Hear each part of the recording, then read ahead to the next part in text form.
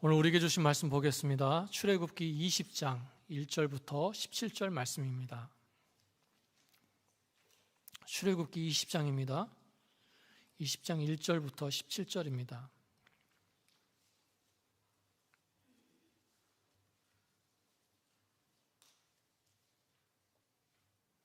교독하시겠는데요. 제가 먼저 읽겠습니다. 하나님이 이 모든 말씀으로 말씀하여 이르시되 종되었던 집에서 인도하여 낸 내 하나님 여호와니라. 너는 나 외에는 다른 신들을 내게 두지 말라. 새긴 우상을 만들지 말고 또 위로 하늘에 있는 것이나 아래로 땅에 있는 것이나 땅 아래 물속에 있는 것에 어떤 형상도 만들지 말며 그것들에게 절하지 말며 그것들을 섬기지 말라. 나 내 하나님 여호와는 질투하는 하나님인즉 나를 미워하는 자의 죄를 갚되 아버지로부터 아들에게로 3, 4대까지 이르게 하거니와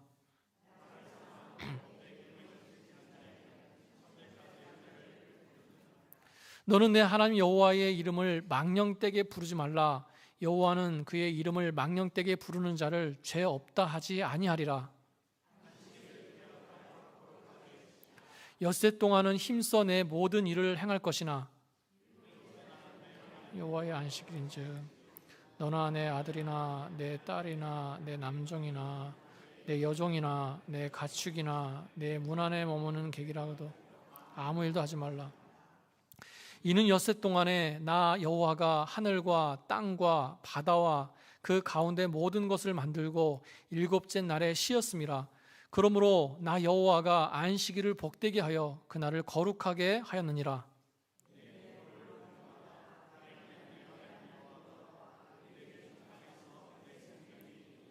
살인하지 말라. 도둑질 하지 말라. 다 같이 읽겠습니다. 내 이웃의 집을 탐내지 말라. 내 이웃의 아내나 그의 남종이나 그의 여종이나 그의 소나 그의 낙이나 물은 내 이웃의 소유를 탐내지 말라. 아멘. 아멘. 하나님께서는 우리의 반석 되신 줄로 믿습니다. 우리의 산성 되신 줄로 믿습니다. 하나님께서 우리를 위하시면 누가 우리를 대적하리요. 여러분 그런 믿음으로 담대하시기를 축복합니다. 지금 시내산에 도착한 이스라엘 백성에 대해서 하나님께서 세 가지를 행하고 계십니다. 첫 번째는요, 언약을 맺으셨어요. 너희는 내 소유, 내 거룩한 백성이 될 것이고 제사장의 나라가 될 것이다. 너희가 내 언약을 지키면 나는 너희의 하나님이 되고 너희는 내 백성이 되리라. 이렇게 언약하고 계세요. 그런 다음에 뭘 행하십니까? 그들 가운데 임재하셨어요. 약속을 확증하기 위해서 또 하나님께서 그들과 함께 하신 것을 직접 눈으로 보여주시기 위해서 그들 가운데 임재하셨습니다. 임재하시기 전에 그들을 깨끗게 하시죠. 그들이 하나님 앞에 나올 수 있도록 경계를 정하십니다. 그래서 지난 시간에는 그 경계를 가지고 두 가지 경계에 대해서 말씀을 나눴습니다. 우리에게 무너뜨려야 될 경계가 있는데 바로 하나님과 우리 사이를 가로막고 있는 죄의 경계다, 이런 말씀을 드렸어요. 반대로 우리가 지켜야 될 경계가 있는데 하나님이 정해주신 아름다운 곳, 하나님의 은혜의 경계 아래 머물러야 된다, 이런 말씀을 드렸습니다. 그러면서 이제 오늘 말씀으로 넘어오게 되는 거예요. 세 번째입니다. 바로 임재 그 후에 하나님께서는 그 백성에게 계명을 주십니다. 앞으로 그들이 하나님의 백성으로 어떻게 살아야 되는지, 그들이 지키면서 살아가야 될 십계명에 대해서 주시는 거예요. 여러분, 십계명은요, 출애굽기의 핵심이에요. 구약 성경의 중심입니다. 한마디로 말하면 하나님의 백성이 하나님과의 관계 속에서 살아가는데 근본이 되는 원칙이에요. 그래서 십계명은 모든 율법과 계명의 기초가 됩니다. 하나님을 향한 계명, 그리고 사람을 향한 계명이 그 속에 다 들어있어요. 그리고 이 십계명은요, 신약과도 연결이 됩니다. 기억하시는지 모르겠어요. 제가 팔복에 대해서 말씀을 전할 때 이 구약의 십계명과 신약의 산상수훈을 연결해서 말씀을 드린 적이 있습니다. 구약에서는요, 하나님께서 12지파를 통해서 하나님의 백성을 만드세요. 그리고 그 백성들이 시내산에 올라왔을 때 하나님께서는 그들에게 율법을 주셨습니다. 하나님의 백성으로 살아가는 방법을 10계명을 주셨다는 거예요. 자, 그런데 신약은 어떻습니까? 예수님께서 그 12지파로 상징되는 12제자를 세우시죠. 그리고 복음으로 말미암아 그 12명으로부터 새로운 하나님의 백성을 만들어 가시는 거예요. 그리고 그들이 산에 올라왔을 때 이제 새로운 하나님의 백성으로 살아가야 되는 방법으로 뭘 주신 겁니까? 산상수훈과 팔복을 주시는 거예요. 연결이 됩니다. 그래서 마태복음 5장부터 7장까지를 보시면요, 산상수훈을 보시면 구약의 백성들에게 주셨던 그 계명들을 예수님께서 하나하나 재해석해 나가시는 걸 우리가 볼 수가 있어요. 여러분, 우리는요, 신약과 구약을 다 가진 사람들이에요. 두 가지를 함께 보는 사람들 아니겠습니까? 그래서 10계명을 통해서 신약을 보고요, 산상수훈을 통해서 10계명을 볼 수 있어야 돼요. 그러니까 이 10계명은요, 그냥 구약의 율법이 아닙니다. 그냥 율법으로 끝나는 게 아니에요. 그 속에는 신약과 연결되는 이 복음의 정신이 들어가 있어요. 나중에 기회가 되면 한번 비교해 가면서 말씀을 나눌 수 있는 시간이 있으면 좋겠습니다. 아무튼 이 10계명을 우리가 너무나 잘 알고 있습니다. 이 시간을 통해서 다시 한번 그 10계명 속에 녹아있는 영적인 의미들을 뒤돌아보면서 우리가 어떻게 살아가야 되겠는가, 그런 은혜를 함께 나누려고 합니다. 그런데 오늘은요, 사실 우리가 많이 읽었지만 10계명을 전체를 다 읽었지만 사실 2절 말씀 한 절 가지고 말씀을 나누려고 그래요. 나머지는 그 다음 시간에 이어서 말씀을 전하겠습니다. 여러분, 오늘 말씀에서 10계명을 어떻게 시작하고 있습니까? 나는 너를 애굽 땅 종되었던 집에서 인도해낸 내 하나님 여호와니라, 이런 선언으로 시작하고 계세요. 그리고 곧바로 너는 나 외에 다른 신을 내게 두지 말라, 이렇게 10계명으로 넘어갑니다. 여러분, 사실 우리가 10계명을 주시기 전에 선포하신 이 2절 말씀이죠. 보통 서언이다 그럽니다. 서언. 우리는 이 부분을 깊이 묵상하지 않고 금방 읽고 그냥 10계명의 내용으로 들어갑니다. 여러분, 그런데 유대인들은요, 이 2절 말씀을 굉장히 중요하게 생각했어요. 그래서 유대인들은 이 서언을 1계명으로 삼습니다. 그리고는 우리가 2계명과 3계명으로 보고 있는 나 외에 다른 신을 두지 말라, 또 너를 위하여 우상을 만들지 말라, 이 두 계명을 합쳐가지고요 2계명으로 삼고 있어요. 그만큼 10계명을 주시기 전에 하신 이 서언이 중요하다는 겁니다. 참고로 말씀드리면요, 이 10계명은 출애굽기 표현대로 그대로 직역하면 10개의 계명, 이런 뜻이에요. 10개의 계명. 그런데 10계명을 담고 있는, 전체를 담고 있는 오늘 본문 말씀이나 신명기 5장에 나오는 10계명을 자세히 보시면요, 여러분 그걸 의식하고 보셨는지 모르겠는데 첫 번째 계명부터 10번째 계명까지 번호를 붙이지 않고 그냥 내용만 쭉 열거하고 있어요. 첫 번째, 두 번째 이런 번호가 붙어 있지 않다는 거예요. 그냥 순서대로 읽으면서 우리가 번호를 붙인 겁니다. 뭐 그게 틀리다는 얘기가 아니라, 틀리지 않아요. 맞는데요, 그래서 이 10가지 계명을 나누는 방법이 유대교나 뭐 캐톨릭이나 개신교나 다 조금씩 달라요. 유대교는 앞에서 말씀드린 것처럼 1계명, 2절 말씀을 2계명으로 삼고 우리가 보는 1계명과 2계명을 합쳐가지고 그렇게 하고요, 3계명부터 10계명까지는 우리가 똑같습니다. 개신교와 같아요. 그리고 그 10계명을 중심으로 해서 모세 오경에 613가지의 그 세부 계명을 가지고 있습니다. 캐톨릭은 또 달라요. 우리가 10번째 계명으로 알고 있는 그 10번째를 9번째, 10번째로 나눴습니다. 그리고 그 앞에 부분도 조금 달라요. 뭐 그런 것까지 자세히 알 필요는 없고요, 그냥 참고로 삼으세요. 요는 그겁니다. 요는 유대인들이 이 서언을 1계명으로 삼을 만큼 중요하다는 거예요. 나는 너를 종되었던 집에서 인도하여 낸 내 하나님 여호와니라. 이 서언은 그냥 형식적인 선포가 아니에요. 우리가 출애굽기에서 하나님께서 이런 선포를 많이 하셨죠. 그래서 그냥 그렇게 알고 넘어갈 수 있는데 이 뒤에 십계명을 주시지 않습니까? 그러니까 쉽게 말하면 십계명을 주시기 전에 그 계명을 받는 백성들에게 주지시키는 게 있으세요. 강조하는 게 있다는 것입니다. 그게 한 3가지 정도가 돼요. 첫 번째는 나는 너희를 종되었던 집에서 인도해낸 네 하나님 여호와다. 이 말씀 속에는 무슨 뜻이 들어가 있는가? 그들을 애굽에서 이끌어낸 게 그냥 하신 게 아니라 뭡니까? 약속대로 인도하셨다. 이런 뜻이 들어있어요. 출애굽은 하나님의 약속에 기초하고 있다는 것입니다. 그러니까 이스라엘 백성의 조상들에게 약속하셨던 그 약속을 하나님이 잃어버리지 않으시고요, 그 약속대로 출애굽시켜서 지금 그들을 시내산까지 인도하셨다는 걸 강조하고 있어요.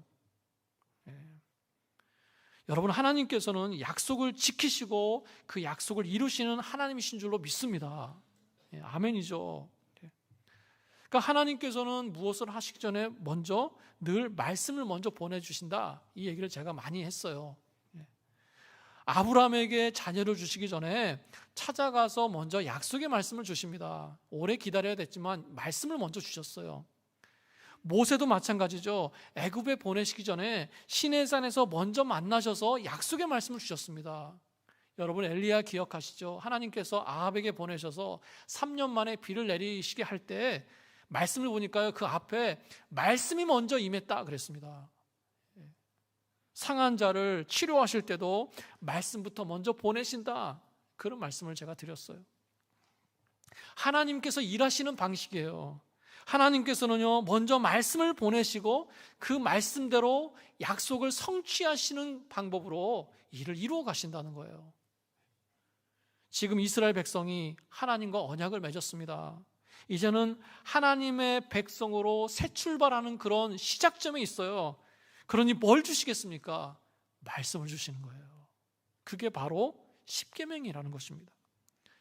그래서요, 이 십계명은 그냥 명령이 아닙니다. 약속의 말씀이에요. 너희가 이것을 지키면 너희가 내 백성이 되고 나는 너희의 하나님이 될 것이다. 약속하시면서 십계명을 주시는 거예요. 여러분, 그러니까 이렇게 선언하시고 십계명을 주시는 것은 뭡니까? 하나님께서는 변함없는 분이시고 하나님께서는 약속하신 것을 반드시 이루시는 분이다라고 하는 것을 강조하고 있는 것입니다. 계명을 주시기 전에 변하지 않는 하나님, 약속을 반드시 이루시고 성취하시는 하나님을 강조하는 것은 어떻게 보면 당연한 거예요. 변하지 않는 하나님, 변하지 않는 약속의 말씀을 주신다는 것을 강조하고 있습니다. 여러분, 우리에게 주신 말씀은 변할 수 없는 진리의 말씀인 줄로 믿습니다. 세상이 변하고요, 세대가 바뀌어도요, 문화가 다르고 각자의 삶이 달라도요, 하나님의 말씀은 영원합니다. 변하지 않습니다. 그래서 이사야에서 뭐라고 말씀합니까? 풀은 마르고 꽃은 시드나 우리 하나님의 말씀은 영원히 서리라. 여러분, 그런 변함없는 약속의 말씀에 대해서 우리가 어떤 태도를 가져야 되겠는가? 하나님께서 십계명을 주기 전에 왜 이 말씀을 하시는 건가? 그 말씀에 대해서, 그 계명에 대해서 믿음을 가지라는 거예요.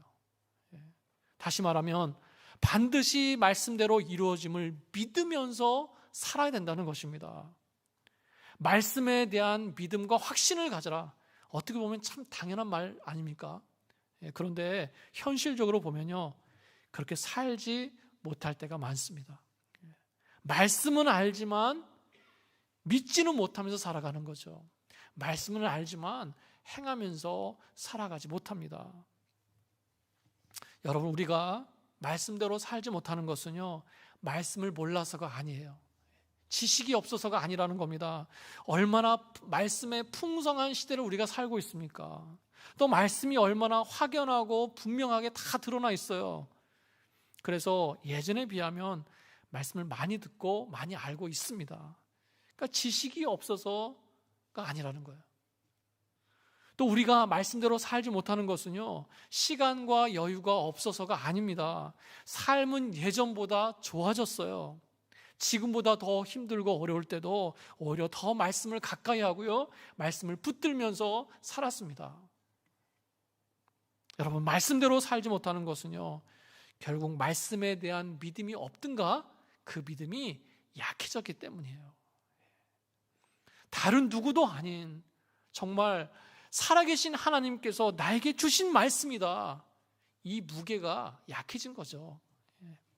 하나님께서는 반드시 그 약속하신 말씀대로 응답하시고 인도하신다라고 하는 그 믿음이 약하기 때문입니다.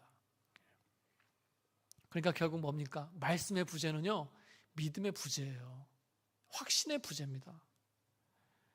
하나님께서 십계명을 주시기 전에 내가 너희 조상과 약속한 대로 너희를 애굽에서 이끌어낸 너희 하나님이다, 이렇게 선언하시는 것은 뭡니까? 그 십계명에 대해서도, 그 뒤에 주시는 10가지 계명에 대해서도 동일한 믿음을 가져라, 바로 이걸 요구하시는 거예요.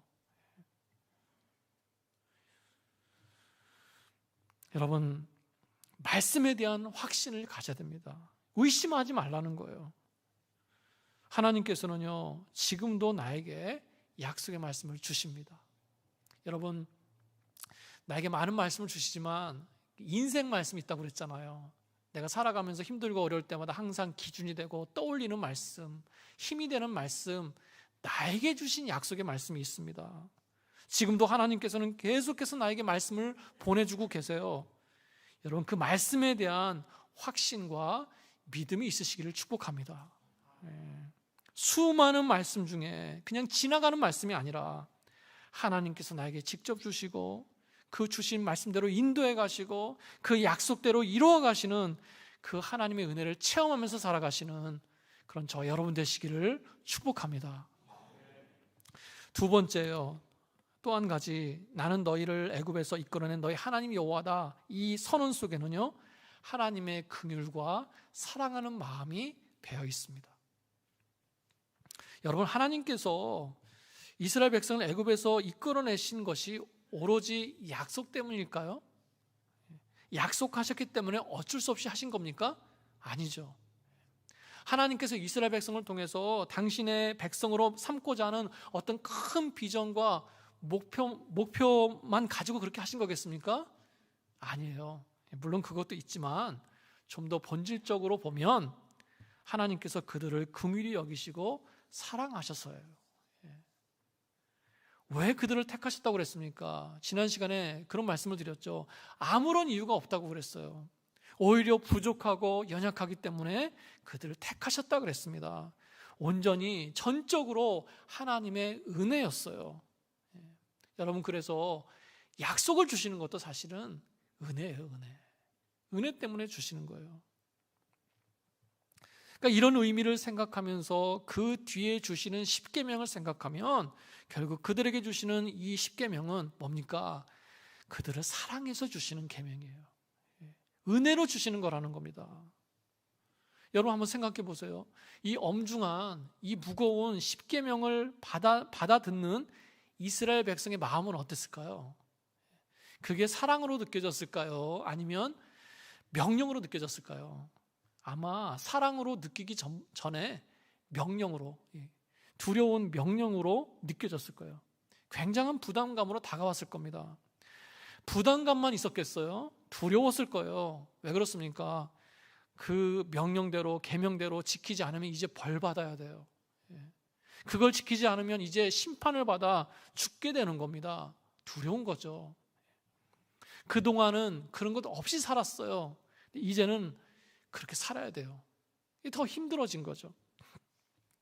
이 말씀을 보는 우리조차도요, 우리가 십계명을 볼 때 십계명을 힘들지만 지켜야 되는 의무로 생각해요. 율법으로 생각합니다. 거기에 어떤 사랑이나 은혜를 느끼지 못하고 넘어갈 때가 많아요. 여러분, 그러나 분명한 것은 뭡니까? 이 십계명은요, 하나님께서 사랑으로 주시고 은혜로 주신 거라는 거예요. 하나님께서 그들을 통제하시고 힘들게 하시기 위해서 십계명을 주신 게 아니라는 겁니다. 그들이 계명을 어기나 어기지 않나 기다리셨다가 벌 주기 위해서 계명을 주신 게 아니라는 거예요. 왜 계명을 주셨습니까? 그들이 이제는 종이 아니라 하나님의 백성으로 살기를 원하셔서 은혜로 주신 거예요. 하나님께서 그들의 하나님 되시기 위해서 그 사랑하는 마음으로 계명을 주신 겁니다. 제가 예를 하나 드리겠습니다. 예전에도 한번 나눴던 말씀이긴 하지만 하나님께서 아담과 하와에게 선악과를 주시잖아요. 모든 것을 다 허락하셨지만 그 선악과는 따먹지 말라고 명령하십니다. 가끔 그런 얘기를 하는 분들이 계세요. 왜 하나님께서는 굳이 선악과를 만드셨는가? 안 만드셨으면 죄 지을 일도 없지 않냐? 그렇게 생각해 보신 적 있습니까? 안 만드셨으면 왜 선악과를 만드셔가지고 시험에 빠지고 죄를 지을 수 있는 그 빌미를 남겨놓으셨는가? 여러분, 우리가 바로 알아야 돼요. 선악과는요, 아담과 하와를 시험하기 위해서 주신 게 아닙니다. 그들을 통제하기 위해서, 벌 주시기 위해서 만들어 놓은 장치가 아니라는 거예요. 선악과의 본질은 뭡니까? 은혜예요, 은혜.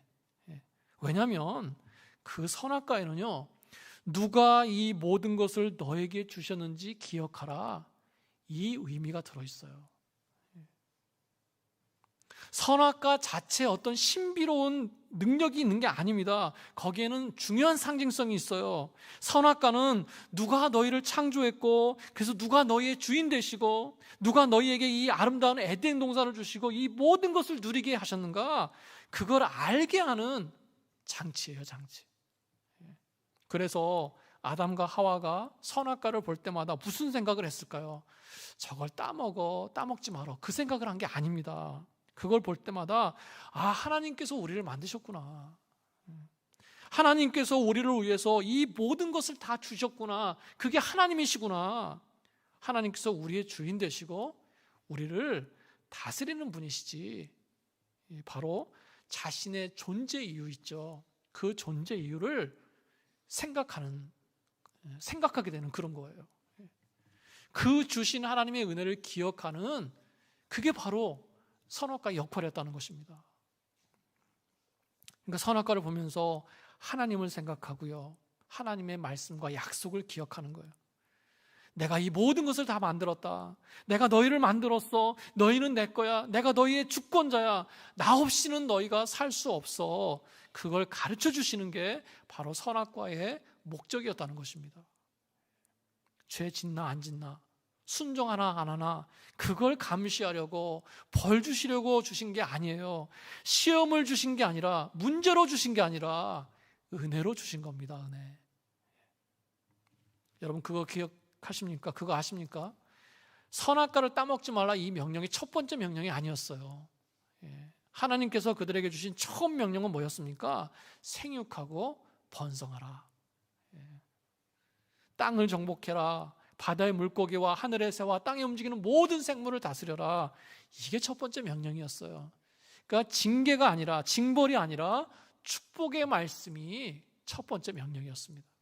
그러니까 은혜가 먼저였다는 거예요. 여러분, 십계명도 마찬가지입니다. 십계명은요, 그 계명을 기억하고 지켜나갈 때 그들이 누구의 백성인지를 기억하게 하는 그런 계명이에요. 자신들의 존재 이유, 자신들을 구원하시고 인도하신 그 하나님의 은혜를 기억하는 것, 그게 바로 십계명의 역할이라는 거예요. 여러분, 하나님께서 우리에게 주신 말씀도 똑같습니다.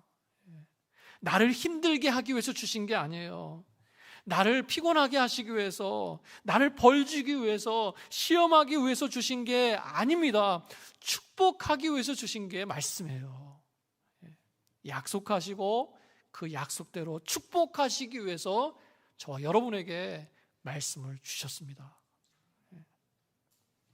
여러분, 마치 선악과가 하나님의 사랑과 긍휼을 담고 있는 것처럼, 십계명이 하나님의 백성의 축복과 은혜를 담고 있는 것처럼, 저와 여러분에게 주신 그 말씀을 통해서 하나님께서는 그 사랑과 긍휼을 드러내시는 줄로 믿습니다.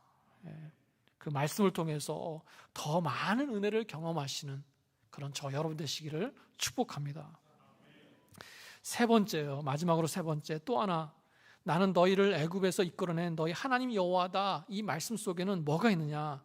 그러니 이제는 너희가 내 계명대로 살아야 된다. 이런 의미가 들어있어요. 그러니까 애굽에서 그들을 탈출시킨 출애굽 사건과 이 뒤에 있는 십계명이 주시는 사건은 전혀 무관한 것이 아니라는 거예요. 이어져 있습니다. 앞에서 말씀드린 대로 구원의 은혜도 있지만 그래서 또한 너희가 지켜야 될 책임과 의무가 있다. 이걸 강조하고 계세요. 이스라엘 백성이 애굽을 벗어나서 하나님의 백성으로 새 출발하고 있지 않습니까? 그런 이스라엘은 사랑과 은혜 가운데 구원받았어요. 그렇다면 이제는 하나님께서 주신 그 계명을 반드시 지키면서 살아야 될 의무가 있습니다. 구원받았다고 한다면 구원하신 하나님의 말씀대로 살아야 될 의무가 있다는 거예요. 여러분, 우리가 은혜만 강조하다 보면 그 뒤에 있는 의무를 잃어버리거나 상대적으로 가볍게 여길 수 있습니다. 우리가 은혜와 의무를 혼동하면 안 돼요. 하나님께서는 늘 은혜를 늘 은혜만 주시지 않습니다. 그 은혜 뒤에는 뭐예요? 반드시 열매를 보기를 원하신다는 거예요. 그 은혜에 합당한 행함을 거두시기를 원하십니다. 변화를 원하신다는 거예요. 제가 달란트 비유를 자주 말씀드렸었는데요. 그 주인이 종들에게 5달란트, 2달란트, 1달란트를 맡기지 않습니까? 그래서 성실하게 충성을 다해서 최선을 다해서 이익을 남긴 종에게 주인은 칭찬과 상급을 주십니다. 그런데 어떻습니까? 1달란트를 받았던 그 종은 땅에다 묻어두었잖아요. 그래서 그 게으른 종은 책망을 받고 있는 것도 다 빼앗기고 어둠에 쫓겨나게 된다는 그런 비유예요. 여러분, 우리는요 이 비유를 들을 때마다 자연스럽게 종의 충성에 대해서 생각합니다. 맞습니다. 충성된 종에 대해서 말씀하고 있는 게 맞아요. 자, 그런데 그 비유가 말씀하는 또 다른 메시지가 그 속에 있어요. 달란트를 받은 종의 입장이 아니라 달란트를 맡기신 주인의 입장이에요. 주인은요 많이 준 자에게 많이 거두고 계십니다. 5달란트를 맡긴 종에게는 5달란트를 거두시고요, 2달란트를 맡긴 종에게는 2달란트를 거두셨어요. 이게 무슨 뜻입니까? 하나님께서는요 우리에게 은혜 주실 때 그 은혜에 대한 열매를 기대하신다는 거예요. 물론 은혜는요 대가 없이 주시는 겁니다. 그럼에도 불구하고 그 은혜 뒤에 은혜의 반응을 기대하신다는 거예요. 하나님께서는 그 사람에게 많은 은혜를 주신 것은요 뭡니까? 그만큼 그 사람에게 많은 열매를 기대하신다, 이런 뜻이에요. 여러분, 출애굽이 은혜고요, 그들을 선택하시고 구원하신 게 하나님의 은혜라고 한다면 하나님께서는 그 은혜에 대해서 열매를 기대하시는데 그게 뭡니까? 바로 이스라엘 백성이 하나님의 백성으로 제대로 살아가는 그 모습이고 그 열매예요. 편한 모습을 원하시는 거예요. 이제는 종이 아니라 하나님의 백성이요 하나님의 자녀로 살기를 원하는 그 모습을 보기를 원하시는 겁니다. 그래서 십계명을 주시는 거예요. 앞에서 말씀드린 대로 은혜이면서도 그들이 가져야 될 의무와 책임을 주시는 겁니다. 여러분, 우리는요 은혜만 누리고 싶어하는 그런 성향이 있습니다. 그러면서 의무는 참 힘들어해요. 그래서 뭐라고 얘기합니까? 선악과를 안 만들면 되시잖아요. 달란트를 안 맡기면 되시잖아요. 십계명이 없으면 되지 않겠습니까? 이렇게 말하면서요, 이렇게 말하게 되는데, 그런 마음을 갖게 되는데, 이건 뭡니까? 이건 하나님과 관계하지 않겠다는 뜻이에요. 그 말은 은혜만 맛보면서 살겠다는 뜻입니다. 여러분, 그러나 하나님께서는 은혜의 하나님이시지만 행한 대로 갚으시는 공의의 하나님이시라는 것을 꼭 기억해야 될 줄로 믿습니다. 공의의 하나님이세요. 그래서 나에게 나에게는 반드시 은혜가 있을 거예요. 은혜가 있습니다. 그런데 행해야 될 의무도 반드시 있습니다. 그걸 알아야 돼요. 달란트 비유에서 보시면 한 달란트를 땅에다 묻어두었던 그 종을 주인이 막 책망하시지 않습니까? 그때 종이 뭐라고 핑계를 댑니까? 주인이여, 당신은 굳은 사람이라 심지 않은 데서 거두고 해치지 않은 데서 모으는 줄 내가 알았으므로 두려워하여 당신의 달란트를 땅에 감추어 두었나이다. 이렇게 얘기해요. 근데 주인이 뭐라고 얘기합니까? 게으른 종아, 나는 심지 않은 데서 거두고 해치지 않은 데서 모으는 줄 알았느냐? 잘못 알았다는 거예요. 네가 나를 잘못 알았다. 착각했다. 여러분, 나중에 비유를 한번 자세히 한번 보세요. 비유를 보시면요, 주인은요, 종이 달란트의 이익을 남기지 못한 것으로 책망하지 않습니다. 물론 전체 문맥을 보면요, 그런 의미가 그 밑에 깔려는 있어요. 근데 직접 언급하시진 않아요. 왜 주인이 분노했는 줄 아십니까? 이 종이요, 주인을 잘못 알았어요. 착각했습니다. 자신의 생각대로 주인을 재단했어요.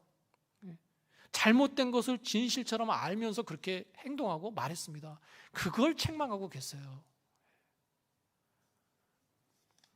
여러분, 하나님께서는요, 나에게 많은 은혜를 주셨어요. 그렇다면 나에게 많은 열매를 구하십니다. 하나님께서 우리 교회에게 특별한 은혜, 많은 은혜를 부어주셨습니다. 그렇다면 하나님께서는 우리 교회에게 많은 열매를 기대하고 거두시기를 원하시는 거예요. 여러분, 은혜만 있을 수는 없습니다. 은혜가 있다면 또한 내가 감당해야 될 의무도 있어요. 그래서 이스라엘 백성에게 십계명을 주시는 겁니다. 그 뒤에 주실 십계명은 구원받은 자의 의무이고요, 은혜 받은 자의 책임인 거예요. 하나님의 백성이라고 한다면 반드시 지켜야 되는 것입니다. 여러분, 나는요, 나에게 주신 말씀에 대해서 어떤 태도와 모습을 가지고 있습니까? 말씀에서 은혜만 취하고 있습니까? 그 받은 은혜만큼이나 그걸 가지고 살아가는 삶의 열매가 있습니까? 우리가 한번 뒤돌아봐야 될 줄로 믿습니다. 여러분, 우리가요, 율법 시대에 살고 있지 않은 게 얼마나 다행인지 몰라요. 우리가 율법 시대에 살았던 어땠을까요? 이스라엘 백성과 그렇게 다르지 않았을 거예요. 많이 혼나면서 벌 받으면서 살았을 겁니다. 우리가 은혜 시대에 살고 있는 것을 참 감사해야 돼요. 여러분, 그러나 우리가 은혜 시대에 살고 있다고 해서 그 은혜 받은 자의 삶까지 바뀌는 것은 아니라는 거예요. 그렇지 않습니까? 구원받고 은혜로 살아가지만 우리가 하나님의 자녀답게 살아가는 그 의무가 변한 것은 아닙니다. 여러분, 그러므로 말씀대로 살기를 힘써야 될 줄로 믿습니다. 말씀의 의무를 다하기 위해서 진중하게 노력하고요, 가볍게 여기지 않고 말씀대로 살아가야 될 줄로 믿습니다. 또 그 받은 은혜에 합당한 모습으로 살기를 힘써야 될 줄로 믿습니다. 여러분, 오늘 십계명에 들어가기 전에 이 짧은 서원 속에 세 가지 의미에 대해서 말씀을 드렸어요. 이 말씀은 이 뒤에 나오는 십계명을 어떻게 대하고 어떻게 받아야 되는지를 알려주고 계십니다. 그것은 다시 말하면 뭡니까? 우리가 하나님의 말씀을 대할 때 어떻게 대하고 어떻게 받아야 되는가, 바로 그 자세에 대해서, 그 모습에 대해서 말씀하고 있는 것입니다. 정리해서 말씀을 드립니다. 첫 번째, 여러분, 나에게 주신 말씀에 대해서 믿음과 확신을 가지시기 바랍니다. 말씀에 대한 믿음과 확신을 달라고 기도해야 될 줄로 믿습니다. 두 번째, 나에게 주신 말씀은 나를 힘들게 하고 어렵게 하는 것이 아니라, 내 굴레가 아니라 바로 아버지의 사랑과 긍휼로 주신 것을 기억하시기 바랍니다. 말씀 가운데 배어있는 아버지의 사랑을 느끼시기 바랍니다. 말씀을 은혜로 받고 사랑으로 받아야 될 줄로 믿습니다. 세 번째, 또 하나, 말씀을 가볍게 여기지 마시고요, 말씀의 의무를 다하면서 말씀대로 순종하고 행하면서 살기를 힘써야 될 줄로 믿습니다. 신앙생활은 은혜만 있는 것이 아닙니다. 결단하고 행해야 될 의무가 있습니다. 그걸 인정하시고요. 행함으로 인해서 은혜에 대한 열매를 하나님 앞에 올려드리면서 살아가시는 그런 저 여러분 되시기를 주님의 이름으로 축원합니다. 축원합니다. 아멘. 아멘.